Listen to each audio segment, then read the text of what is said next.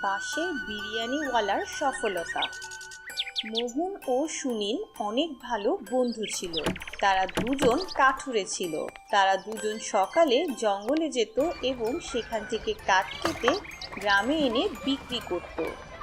তারা দুজন অনেক পরিশ্রমী এবং সৎ ছিল। তারা দুজন একে অপরের উপর অনেক ভরসা করত। একদিন যখন তারা জঙ্গলে অনেকটা ভিতরে চলে যায়, তখন সুনীল মোহনকে বলে, আরে মোহন, ওদিকে দেখ। আরে কি হয়েছে সুনীল, তুই এমন কি দেখতে পেলি ওখানে?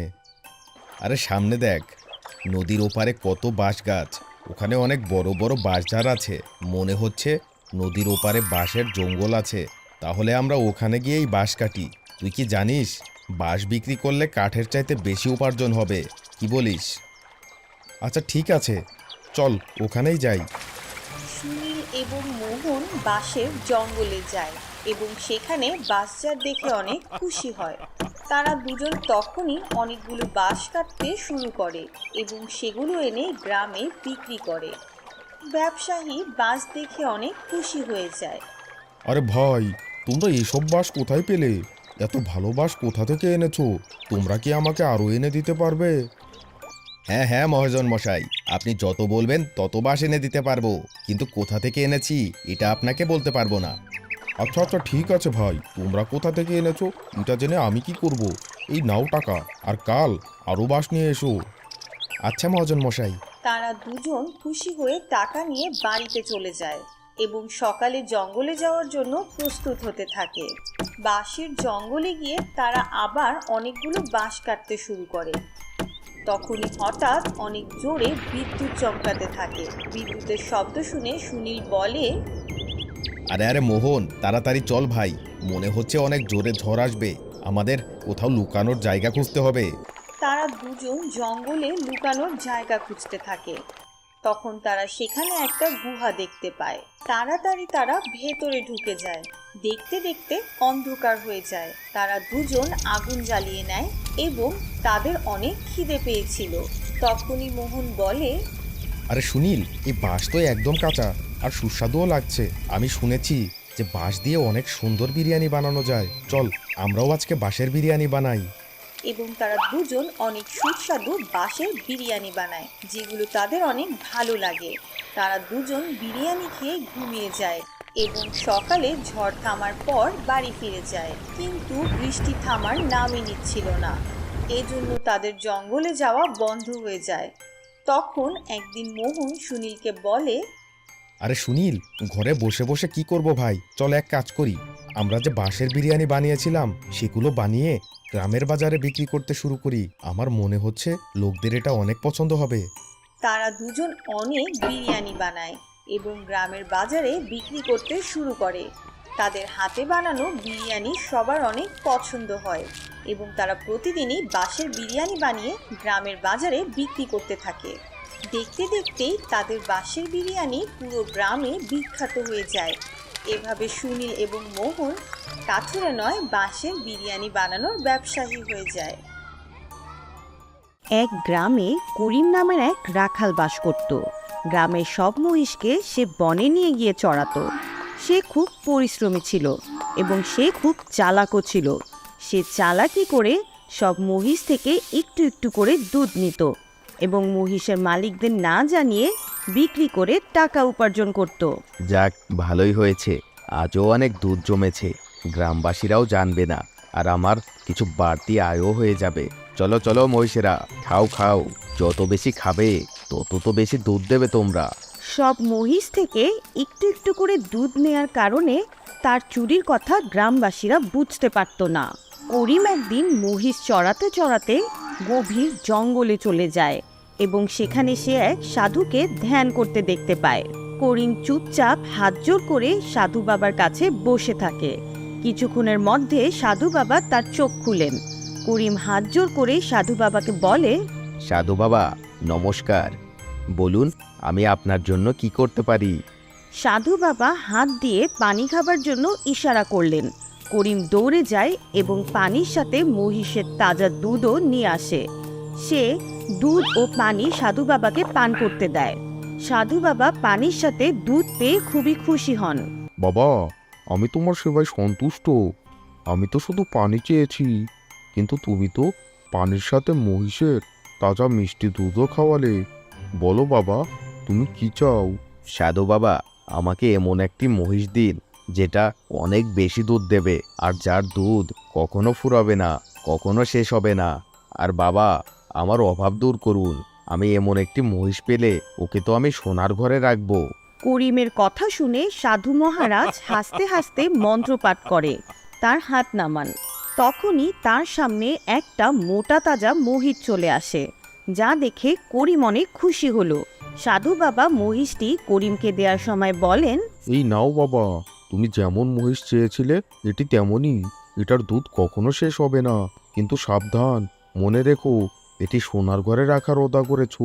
তোমার ওয়াদা কখনো ভুলে যেও না। হ্যাঁ বাবা, আমি এটাকে সোনার ঘরেই রাখবো। আর এই কথা বলে সাধু বাবা জঙ্গলে কোথাও হারিয়ে যায়।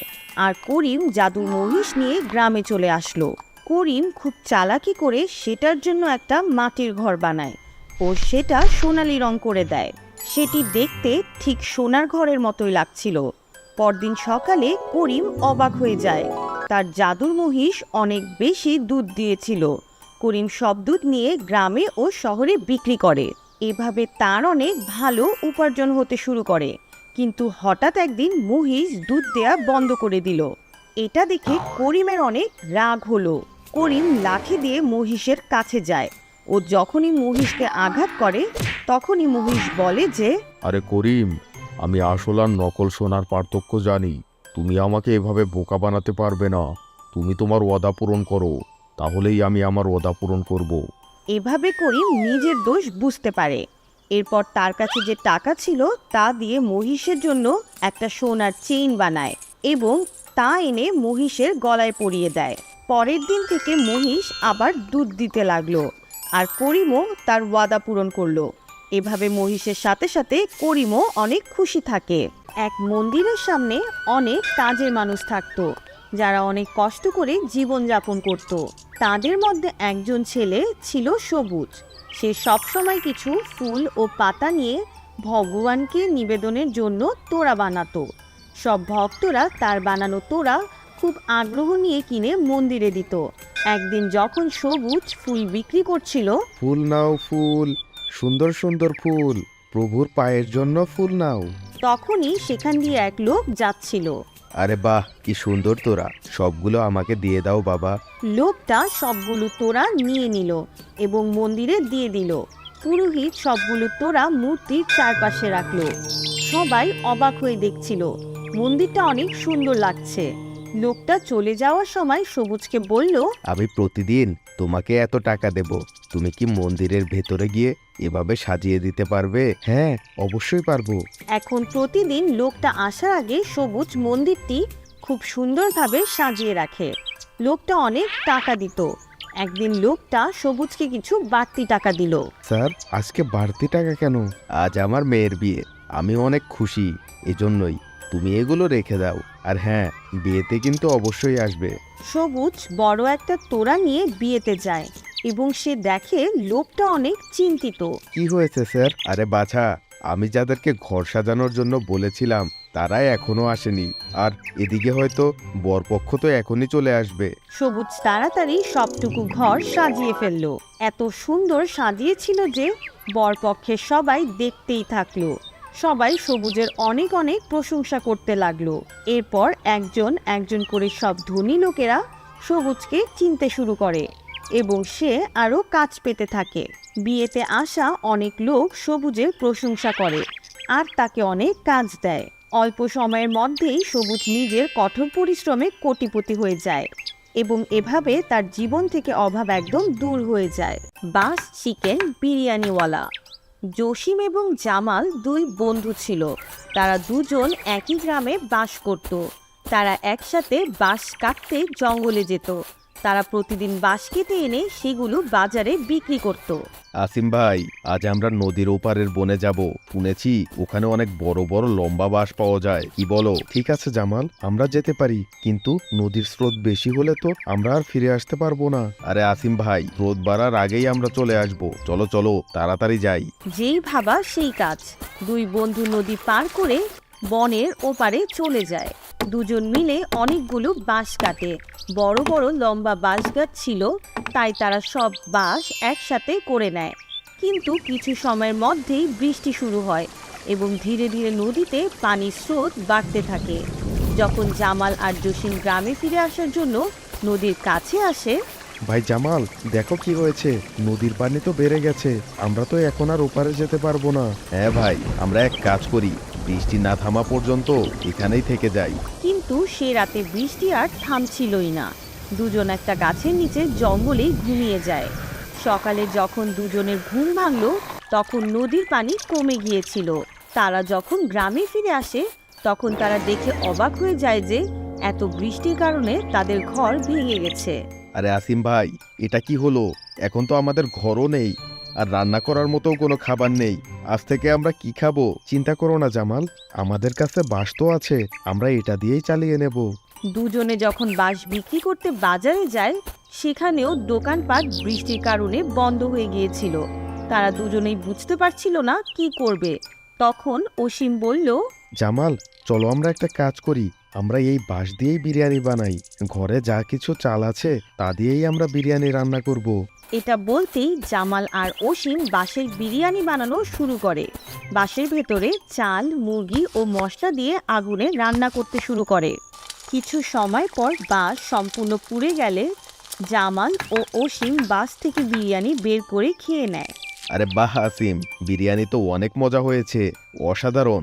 জামাল, আমার দাদার কাছ থেকে আমি এমন বিরিয়ানি বানানো শিখেছি। আসিম ভাই, বৃষ্টির কারণে তো আমরা বাজারে বাঁশও বিক্রি করতে পারবো না। চলো আমরা বাঁশের বিরিয়ানি রান্না করে বাজারে বিক্রি করি। এটা ভাবতেই বাজারে তারা একটা বাঁশের বিরিয়ানি বানানোর দোকান খুলে। যাদের মজাদার বিরিয়ানি সুনাম খুব তাড়াতাড়ি ছড়িয়ে পড়ে। দূরে দূরে থেকে লোক আসতে থাকে। আরে বাহ ভাই, আপনার বাঁশের বিরিয়ানির তো কোনো তুলনাই হয় না। এরপর কয়েক মাসের মধ্যে অসীম ও জামাল বাজারে একটা হোটেল খুলে আর অনেক টাকা উপার্জন করতে থাকে। জাদুর আমের ঘর। সোনপুর গ্রামে রঘু নামের এক লোক বাস করত। সে তার মেয়ে প্রীতির সাথে গ্রামে একা থাকত। প্রীতির বয়স যখন 2 বছর ছিল, তখন তার মা একটা অসুখের কারণে মারা যান। গ্রামের সবাই রঘুকে দ্বিতীয় বিয়ে করতে বলতে শুরু করে। আরে রঘু, তোমার বউয়ের মৃত্যু সংবাদ শুনে আমরা সবাই অনেক দুঃখ পেয়েছি। তোমার তো সামনে পুরো জীবন পড়ে আছে, তোমার মেয়েও তো এখন অনেক ছোট, তুমি আরেকটা বিয়ে করে নাও। সব কিছু ভেবেচিন্তে তুমি আরেকটা বিয়ে করে নাও। আরে না কাকা, আপনি এসব কি বলছেন? আমি একাই আমার মেয়ের খেয়াল রাখতে পারবো। ঠিক আছে রঘু, তুমি যেটা ভালো মনে করো। রঘু তার মেয়েকে একাই লালন পালন করে বড় করতে থাকে। দেখতে দেখতে অনেক বছর কেটে যায়। প্রীতির বয়স 10 বছর হয়ে যায়। গ্রামের মানুষের সাথে সাথে প্রীতিও এখন তার বাবাকে দ্বিতীয় বিয়ে করার জন্য জোর করতে শুরু করে। নিজের মেয়ের আবদারের কাছে রঘু নিরুপায় হয়ে পড়ে। রঘু সুনিতা নামের এক মেয়েকে বিয়ে করে নিয়ে আসে। দেখতে সুনিতা খুব সুন্দর হলেও সে খুব লোভী ও রাগী ছিল। সে প্রীতির সাথে একদম ভালো ব্যবহার করত না। সে তাকে দিয়ে ঘরের সব কাজ করাতো, এমনকি তাকে পড়তেও দিত না। আরে আরে আরে, কাজ কাম বাদ দিয়ে আবারও পড়তে বসে গেছিস তুই? চল ছাড় এটা, খাবার রান্না কর। এভাবে কয়েক বছর চলে যায়। প্রীতি তার বাবার কাছে কিচ্ছু বলে না। সে তার বাবার সামনে সব সময় খুশি থাকতো, কিন্তু সে তার মনের কথা তার বন্ধু মিনাকে বলতো। প্রীতি মিনার সঙ্গে বাজারে বিভিন্ন অজুহাতে দেখা করত। মিনাও প্রীতির খুব যত্ন নিত। একদিন প্রীতি বাজারে সবজি কিনতে যায় এবং সে মিনার সাথে কথা বলছিল। তখনই সুনিতা সেখানে আসে এবং মিনার কাছে তাদের ব্যাপারে সব শুনে ফেলে। এটা শুনে তার অনেক রাগ হয়। সুনিতা প্রীতিকে অনেক বকাঝকা করে এবং তাকে মেরে মেরে বাড়িতে নিয়ে আসে, কিন্তু তাতেও প্রীতি মিনার সাথে মেলামেশা বন্ধ করে না। এরপর একদিন যখন প্রীতি বাজারে যায়, তখন সে জানতে পারে যে মিনা খুবই অসুস্থ। সে খুব মন খারাপ করে বাড়িতে ফিরে আসে, কিন্তু বাসায় আসার সাথে সাথে সে আরও খারাপ খবর পায় যে তার বাবাও একটা দুর্ঘটনায় মারা গিয়েছিল। কথাটি শুনে প্রীতি অনেক কষ্ট পায়। কাঁদতে কাঁদতে সে গ্রামের মন্দিরে যায় এবং প্রভুর সামনে অভিযোগ করতে শুরু করে। হে প্রভু, আমার সাথে কি হচ্ছে? আমার বাবা মা তো তুমি অনেক আগেই নিয়ে নিয়েছো। এখন আমার সব থেকে ভালো বন্ধু এত এত অসুস্থ, আমাকে সাহায্য করো প্রভু। তখনই কোথা থেকে যেন একটা আম এসে প্রীতির হাতে পড়ে। প্রীতি এটিকে ঈশ্বরের আশীর্বাদ ভেবে খেয়ে নেয় এবং আমের বীজ মাটিতে পুঁতে দেয়। পরের দিন প্রীতি যখন ঘুম ভাঙে তখন সে অনেক অবাক হয়ে যায়। সে তার উঠানে অনেক বড় একটা আম গাছ দেখতে পায়। প্রীতি সেই আম গাছে উঠতে শুরু করে। কিছুক্ষণের মধ্যেই সে মেঘের উপরে চলে যায়। মেঘের উপরে উঠে প্রীতি অবাক হয়ে যায়। সেখানে আমের মতো একটা ঘর ছিল। সেখানে অনেক অনেক সোনা ও রূপা আর গহনা পড়েছিল। তারপর সেখানে একটা অদ্ভুত শব্দ শুনতে পায় সে। বাছা, এই সব কিছু তোমার জন্য, যত খুশি নিয়ে নাও। প্রীতি সেখান থেকে অনেক সোনা রূপা নিয়ে গিয়ে বিক্রি করে ও তার বান্ধবী মিনার চিকিৎসা করায়। কয়েকদিনের মধ্যেই তার বান্ধবী মিনা ভালো হয়ে যায় এবং প্রীতিও একটা ভালো চাকরি পায়। আর সুনিতাকে প্রীতির সাথে খারাপ ব্যবহার করার জন্য সমগ্র গ্রামবাসী বাড়ি থেকে তাকে বের করে দেয়। এখন প্রীতি কলার চিপসওয়ালির সফলতা।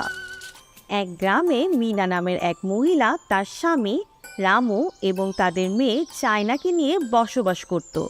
রামু ও মিনার অনেক বড় কলার বাগান ছিল। তারা অনেক কষ্ট করে তাদের খেতে কলা চাষ করত।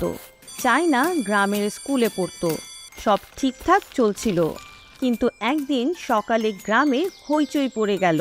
শোনো শোনো শোনো, শহরের বাজারে কলার দাম অর্ধেক হয়ে গেছে। তাই সকলকে জানানো যাচ্ছে যে কেউ যদি শহরে কলা বিক্রি করতে যাও তবে কম দামেই বিক্রি করো, তা না হলে তোমাদের কলা কেউ কিনবে না। শোনো শোনো শোনো। এই কথা শুনে রামু খুব চিন্তায় পড়ে গেল।